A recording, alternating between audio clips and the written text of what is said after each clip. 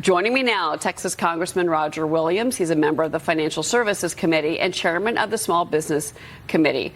Sir, it's great to see you as always. Congressman, I do want to start. Let's start with Janet Yellen. I think the big question mark is here. According to Treasury and what we know so far, this is a trip to open up the lines of communication, meet some new officials there, her counterparts in China. But you've also got the Chinese that are just now restricting exports, importing to us of these minerals, and then there's talk about other restrictions that can be coming from the Chinese. It's a tit for tat. It is a fight. Well, they laid this down right before Yellen got on the plane. Yeah, I mean, they totally control the Biden administration. They control the process. I wish she was back over here in America. Walking down Main Street, America, talking to small businesses and telling small businesses and banks and so forth how to comply with some of the regulations she's putting out there, which she won't talk about. So I wish she was really here, quite frankly, and she's going to end up looking like a pawn from the Chinese government. So I would say, Ms. Yellen, get back to America, get on Main Street, help our economy, get it going again so we can compete with the Chinese and we can control the world process and not be controlled by it. One of the things that I think this tit for tat is coming from the United States because the Biden administration is restricting the export of our AI chips. And they're worried about these chips getting into, say, with the Chinese military. And they've been obviously famous or infamous, whatever the word is, for the last 20 years of stealing our technology. So if we're not taking a tough enough stance on China now, what's going to change? Well, I mean, what's going to change is they're going to control more and more of what our assets are, our intellectual property and so forth. We need to get firm with them. President Trump was very firm with them on all the issues, and quite frankly, they backed down. So we got to have strength from Washington. We got to have a strong economy, and to talk to the Chinese about trade and about economy and so forth, we have to have our own economy in line. We have to have our own strong Main Street business and production and building things over here before we can talk about controlling the Chinese and making them listen.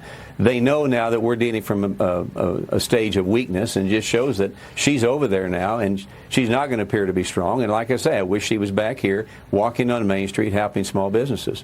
Congressman, back here at home, White House Press Secretary Karine Jean-Pierre telling reporters yesterday that Americans need to hear that Bidenomics is working for them. Listen to this.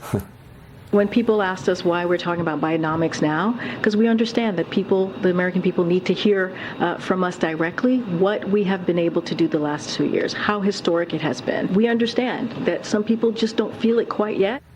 So President Biden is going to be touting his policies in South Carolina today. So he is going to be getting out of the White House. His cabinet is doing the real traveling. They're going across the country over the next 2 days. Pete Buttigieg, Javier Becerra, Deb Haaland, Vice President Harris is going to Arizona, not to the border, by the way, she's going to Phoenix. Yeah. And then you've got this new Fox News poll that finds the American people are not buying what they're selling. 60% of voters disapprove of President Biden when it comes to the economy. How much trouble is he in for 2024? I think he's in a huge amount of trouble. I mean, look at Main Street. What is he going to tout? Is he going to tout high interest rates, high inflation, can't hire anybody, no supply chain? That's what he's going to tout. And Americans understand that, and small businesses understand that.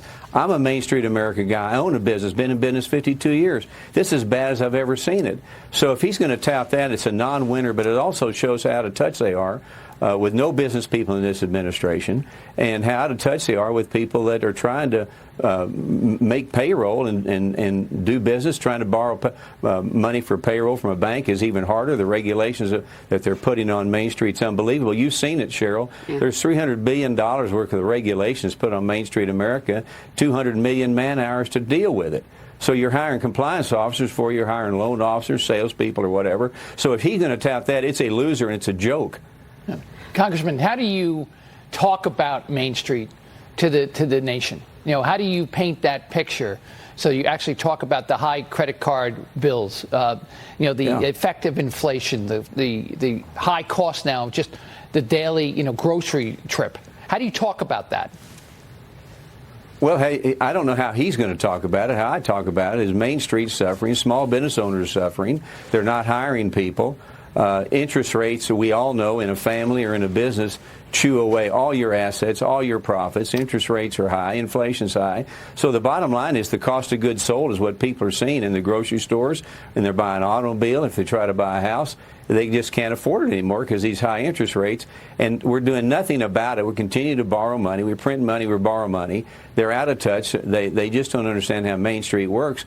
And most of 75% of the payroll, 75% of the workforce is generated by small businesses. And when you can't grow and you can't take risk, there's a real problem. But I hope he does tout that. It's a losing message. Well, I'm glad you brought up small business because the SBA, the Inspector General, found fraudsters potentially stole, get this, $200 billion in COVID relief funds that was meant for struggling small businesses. This is offensive, and that's a kind word for the amount of money that may have been taken.